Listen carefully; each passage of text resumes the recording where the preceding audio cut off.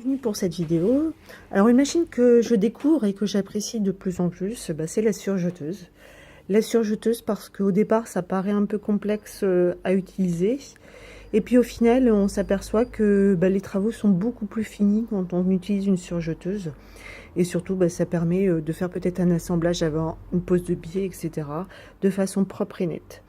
Donc je vous présente là la 3034D. Donc elle va bientôt être remplacée par la 3034D WT.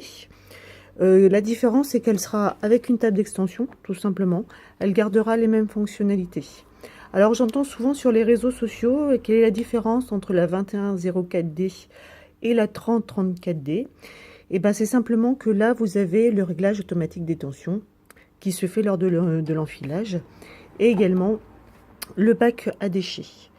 Et après, par rapport à la 3034D et la 4234D, c'est que la 4234D fait également un 2, 3, 4 fils au niveau du surjet. Donc là, aujourd'hui, je vous présente la 3034D, donc qui a le système FAST. Hop, ici présent, que je vous ai déjà parlé lors d'une vidéo, qui permet de ramener devant pour l'enfilage. Donc là, elle est déjà enfilée. Je vous montre un petit peu comment c'est fait. Alors, vous voyez pas forcément ce que le fil, il est beige.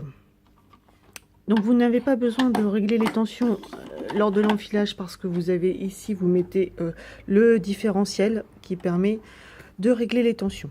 Donc, je reviens vers vous pour vous montrer un petit peu comment elle surjette et également le bruit, etc. qu'elle fait. Et voilà, je reviens vers vous.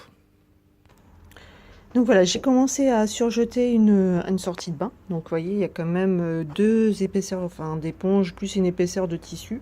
Donc je voulais également vous montrer que vous avez la pression du pied de biche qui se fait ici. Donc si vous avez besoin de plus de pression, vous pouvez la régler. Et je vous montre, alors, tout en gardant une main, voilà, sur mon travail.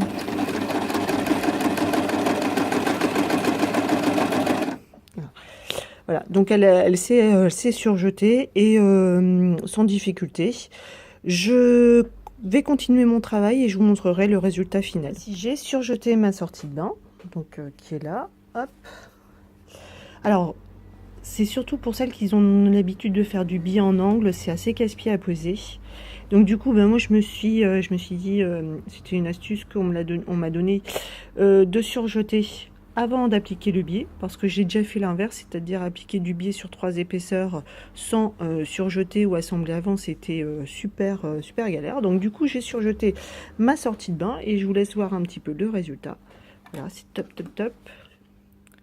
C'est un super rendu.